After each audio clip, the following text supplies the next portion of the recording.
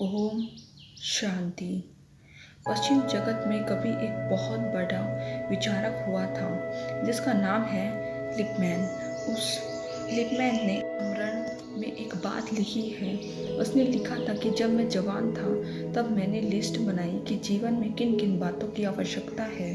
सुख चाहिए, साधन चाहिए, वैभव चाहिए, घर चाहिए, बंगला चाहिए, गाड़ी चाहिए। एक बहुत बड़ी लिस्ट बनाई और सोचा कि ये लिस्ट पूरी हो गई और जीवन का लक्ष्य है कि इस लिस्ट को पूरा करना।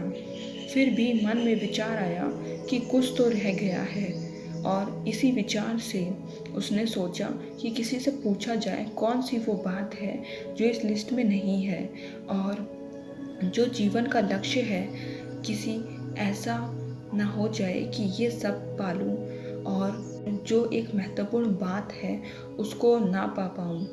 तो फिर उसने सोचा कि शहर में एक व्यक्ति है बहुत बड़ा, बहुत बूढ़ा, क्यों ना उसके पास जाऊं, उससे पूछूं। और गांव के उस व्यक्ति के पास जाता है और उसे वो लिस्ट दिखाता है कि जीवन का ये लक्ष्य मैंने निकाला है, जिसमें सारी बातें लिखी हैं जो मुझे जीवन में पानी है।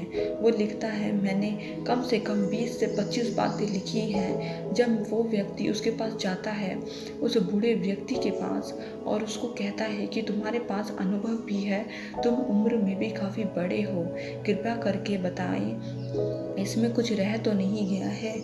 तो वो बूढ़ा व्यक्ति एक पेन लेता है और वो सारी लिस्ट को कैंसिल कर देता है और नीचे 3 शब्द लिखता है। वो लिखता है पीस ऑफ माइंड। जब तक ये नहीं तब तक ये पाकर भी तुमने जो लिस्ट बनाई है कुछ फ़ायदा नहीं।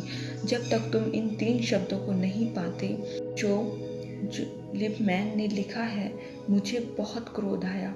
मैंने जो कुछ भी लिखा था इसमें काट दिया, पर अब उसके जीवन में उसने जो सबसे प्रसिद्ध किताब लिखी है, न्यूयॉर्क में एक बहुत लंबे समय तक बेस्ट सेलिंग बुक रही है।